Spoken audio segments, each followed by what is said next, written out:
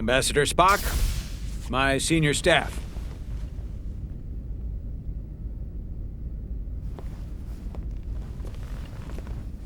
It's not every day that a captain gets to welcome a Starfleet legend aboard. You flatter me, Captain Solano.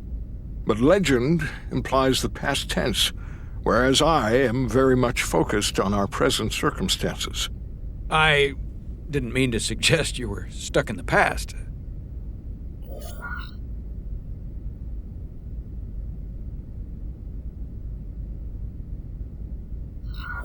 Your experience comes from the past.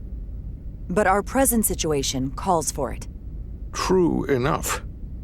We were hoping you could fill us in on the details. We got the basics from Starfleet. 2 formerly peaceful neighbors are now on the brink of war. Indeed, and the tension between them grows fiercer by the hour.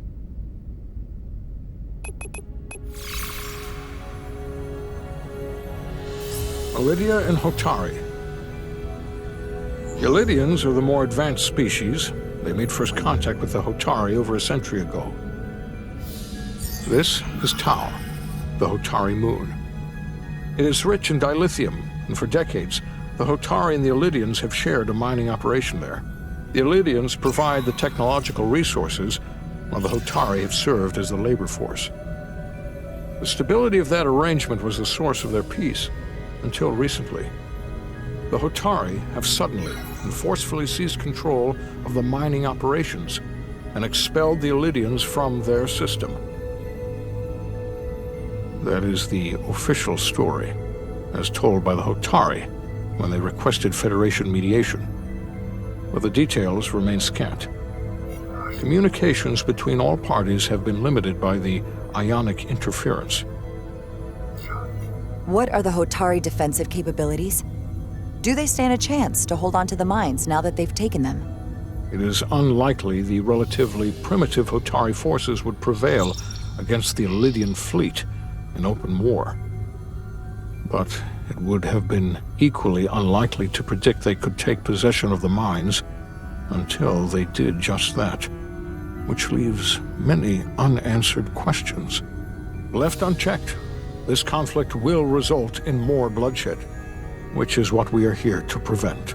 And the dilithium trade hangs in the balance.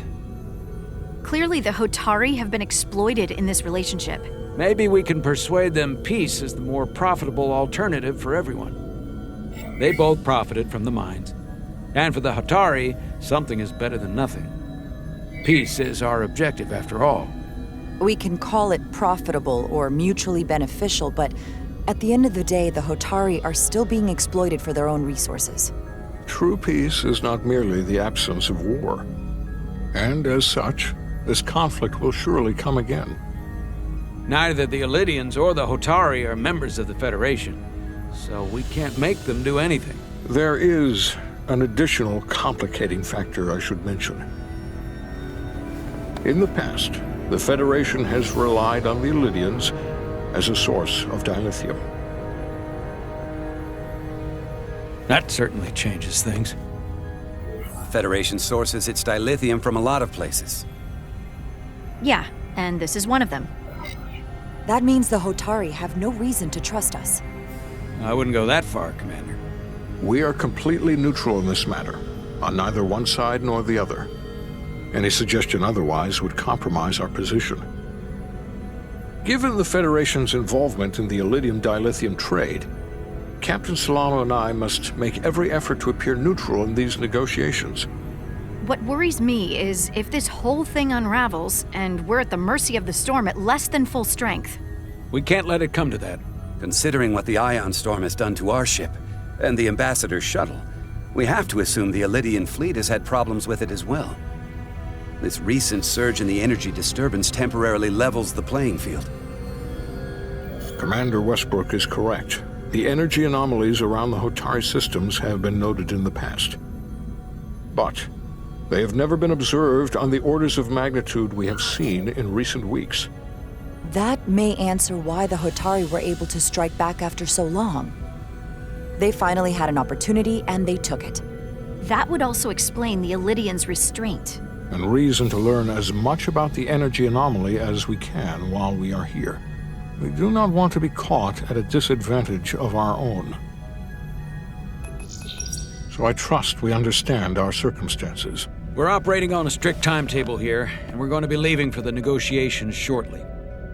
Commander Westbrook, I want you to leverage our systems to investigate the anomaly from here while we're gone. Aye, Captain. Thank you all. Dismissed. I want to speak to both of you privately.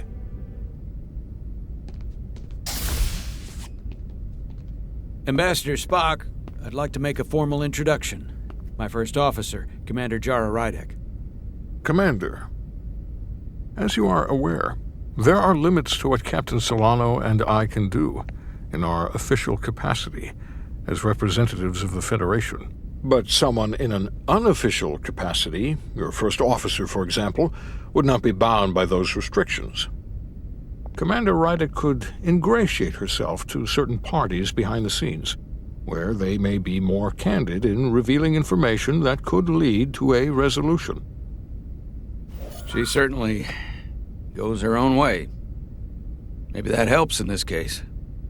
It would be unconventional, but I'm not opposed to it. With all due respect, Ambassador, I'm not a trained diplomat.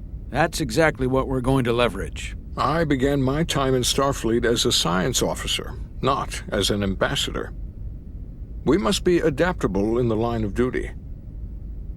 Well, I hope Commander Rydek will have more luck finding out what really happened than we will through official diplomatic channels.